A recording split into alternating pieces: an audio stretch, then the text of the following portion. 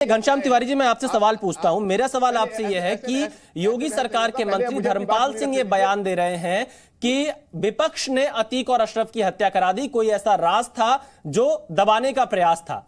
क्या आपको लगता है कि इसमें कोई साजिश थी? आपके ऊपर, विपक्ष के ऊपर आरोप लग रहा है घनश्याम तिवारी। देखिए, अगर आलोक अवस्थी मुझे बोलने देंगे तो मैं बोलूंगा, और आप ये मत बोले कि दोनों एक दूसरे के ऊपर। मैंने आलोक अवस्थी की हर बात सुनी।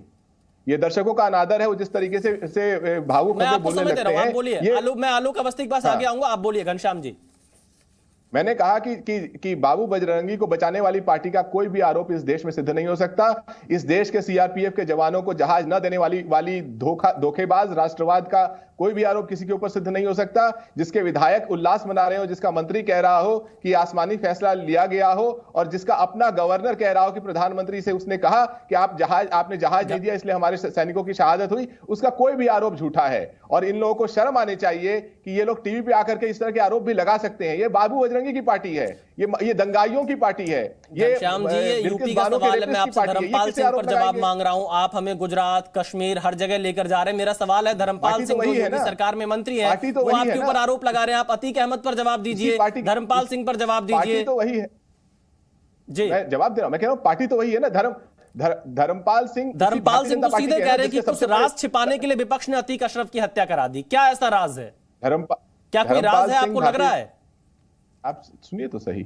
धर्मपाल सिंह भारतीय जनता पार्टी के एक नेता हैं, जिसके सबसे बड़े नेता हैं नरेंद्र मोदी। जब उनका राष्ट्रवाद खोखला है, उनका सबका साथ सबका विकास खोखला है, जब उनकी सरकार ऐसे आरोपों को छुपा रही है, तो धर्मपाल सिंह के क्या क्या विसात है? चलिए, जो मुंह में आएगा वो बोलेंगे। चलिए, मैं जाता हूं। अभी हमारे साथ आरजेडी के प्रवक्ता प्रोफेसर नवल किशोर भी जुड़े हुए हैं। नवल किशोर जी, आलोक अवस्थी जी कुछ बोल रहे हैं। मैं पहले आलोक अवस्थी की प्रतिक्रिया ले लेता हूं। घनश्याम तिवारी क्या आलोक जी? घनश्याम जी, देखिए, चर्चा आप उत्तर प्रदेश की कर रहे हैं, प्रयागराज की कर रहे हैं, क्योंकि यहाँ पे इनकी कड़ाई खुलेगी, अखिलेश यादव बेनकाब होंगे, इसलिए चर्चा कहाँ गुजरात पे लेके जा रहे हैं। और प्रधानमंत्री तक जी पहुंच गए, कह रहे हैं प्रधानमंत्री जी का राष्ट्रवाद खोखला है। अगर प्रधानमंत्री जी का राष्ट्रवाद खोखला होता घनश्याम तिवारी जी, तो इस देश की सीमाएं सुरक्षित न रहती। देश के अंदर जम्मू कश्मीर को छोड़कर के कहीं पे आतंकवाद की घटना नहीं होने पाई है। देश का मान बढ़ा है। दो बार पाकिस्तान के अंदर हमने उनके घर में घुसकर ठोका है उनको। चाइना को उसके मुंह पर जवाब दिया है। आप तो सर गिन रहे थे, पेड़ गिन रहे थे, राष्ट्रवाद को खोखला बता रहे हैं आप। शर्म नहीं आती आपको? पूरा विश्व खिलाफ है। रूस से तेल हम लेकर के देश के हित में रूस से तेल खरीद रहे हैं, और आप कहते हैं राष्ट्रवाद कमजोर है। हमारा राष्ट्रवाद मजबूत है कि पूरी वैश्विक ताकतें हमारे जो रूस के खिलाफ है वो भी नहीं बोल पा रही है कि हम रूस से जवाब दीजिए। हमने देश का सुरक्षित रखा है। हमने आतंकवाद की एक भी घटना पे जवाब दीजिए। घर पे जो सिलेंडर पहुंचा रहे हैं, अनाज पहुंचा रहे हैं, 80 करोड़ जनता का पेट भर रहे हैं। आपको तो खाली आरोप लगा। पुलवामा पर जवाब दीजिए। देखिए आलोक जी, ना आप रूस तक पहुंचिए और ना घनश्याम जी आप कश्मीर तक पहुंचिए, क्योंकि आज का मुद्दा अतीक अहमद है। उत्तर प्रदेश के मुद्दे पर यहाँ डिबेट हो रही है। मैं दोनों पैनलिस्ट से कहूंगा, मैं दोबारा आपके पास वापस आऊंगा। फिलहाल चलते हैं आरजेडी के प्रवक्ता प्रोफेसर नवल किशोर के पास। नवल किशोर जी, पटना में तो अतीक अहमद अमर रहे के नारे लग रहे हैं। आप क्या मानते हैं, अतीक अहमद क्या था? अपराधी था? आप इस तरह के नारे आपके राज्य में लग रहे हैं जहां पर आपके गठबंधन की सरकार है।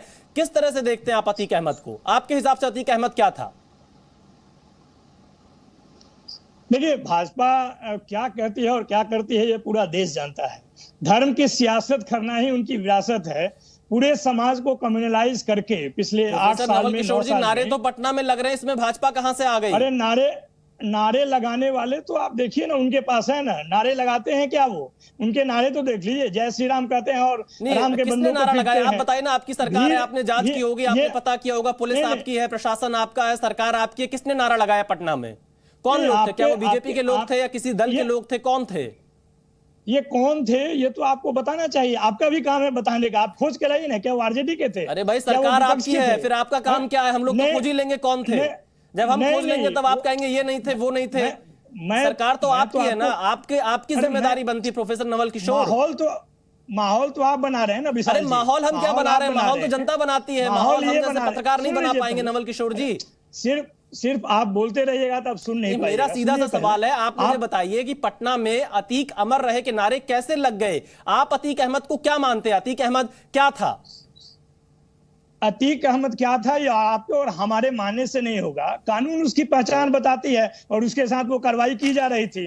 अच्छा देखिए, मैं आप कानून पर भरोसा करते हैं, मुझे उम्मीद होगी। मैं आपको कुछ आंकड़े दिखा देता हूं नवल किशोर जी। आप बुलडोजर पर भरोसा करते हैं क्या? नहीं, मैं बिल्कुल अदालत पर भरोसा है, कानून पर भरोसा है। मैं आपको कुछ आंकड़े दिखा देता हूं, शायद जो आप, क्योंकि आप कानून की बात कर रहे हैं। मेरे हाथ में 2 कागज है इस समय। ये दोनों कागज में एक में 9 पन्ने हैं और एक में लगभग 7 पन्ने हैं। ये सब कुछ अतीक अहमद के काले कारनामे, अपराधों से भरा हुआ है। इसमें अगर आप कहिए 101 मुकदमों की लिस्ट में पढ़ दूं, काफी समय निकल जाएगा, समय की कमी रहेगी। लेकिन आप इससे क्या मानते हैं? इतने मुकदमे 84-85 से मुकदमों की श्रृंखला शुरू हुई है।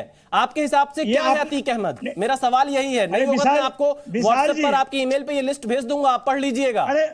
अरे विशाल जी, समय बर्बाद करना कोई आपसे सीखे। ये बात क्या आप जवाब दीजिए, चलिए आप जवाब दीजिए। नहीं, मैं कह रहा हूँ कि ये बात क्या कहीं आप खोज के निकाल कर लाए हैं क्या?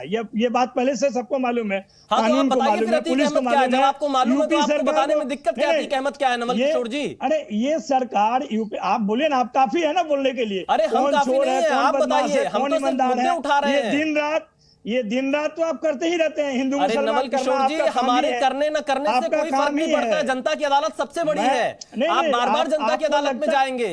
टीवी डिबेट से, स्टूडियो से कुछ तय नहीं होता है। नहीं, आपको लगता है कि नवल किशोर जी, मेरा सीधा सा सवाल है, मेरा आपसे सीधा सवाल है। ये इतनी लंबी फहरिस्त है, मैं आपको दोनों कॉपी ईमेल पर भेज सकता हूं, व्हाट्सएप पर भेज सकता हूं, जैसे कहेंगे वैसे भेज सकता हूं। आपके हिसाब से अतीक अहमद क्या है? एक लाइन का जवाब आपसे। नहीं, आपका जवाब आपको मालूम होगा। मैं तो आपसे कह रहा हूं, मैं आपसे पूछ रहा हूं नवल किशोर जी, मैं आपसे पूछ रहा हूं। आप सम्मानित प्रवक्ता हैं, आप बिहार जैसे राज्य से आते हैं, 40 लोकसभा सीटें आती हैं, इतना बड़ा राज्य है। आप बताइए ना अतीक अहमद क्या है? आपका इतना बड़ा चैनल है, इतना घटिया सवाल कहां से बनाते हैं? अरे नवल किशोर जी, आपके सर्टिफिकेट की कोई जरूरत नहीं है। ये घटिया सवाल कैसे हो सकता है? अतीक अहमद क्या है? मैं तो पूछ रहा हूं। अरे विशाल जी, इतने तुच्छ सवाल कहां से लाते हैं? नवल किशोर जी, अतीक अहमद क्या है? मेरा सवाल आपसे यही है। आपकी पार्टी आरजेडी के हिसाब से अतीक अहमद क्या है? आप सबको सर्टिफिकेट दे रहे हैं, घटिया सवाल है, सब है, लेकिन आपके हिसाब से अतीक अहमद क्या है? अरे आप तो सर्टिफिकेट दे रहे हैं। नहीं, आप सवाल वही पूछ रहे हैं ना जो आपको सूट करता है। आपको ये मुझे नहीं मालूम कुछ नहीं सूट करता है। मैं आपसे जानना चाह रहा हूं आपकी पार्टी का व्यू क्या है? अतीक अहमद क्या है?